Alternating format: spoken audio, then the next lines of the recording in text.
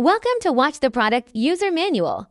Today, we will demonstrate how to wire and verify the functions. Please first prepare the power cable, product, terminal lamp, user manual, and flathead screwdriver. First, let's take a look at the installation steps in the user manual. From left to right, the product interfaces are in sequence: the live wire and neutral wire for input. To the right of that are the output live wires and neutral wires connected to the terminal.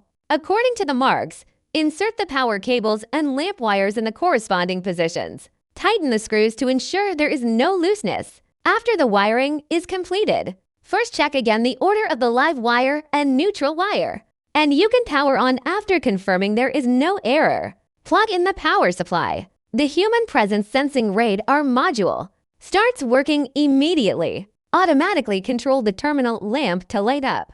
When people leave, the light will automatically turn off according to the set delay. To achieve intelligent energy saving,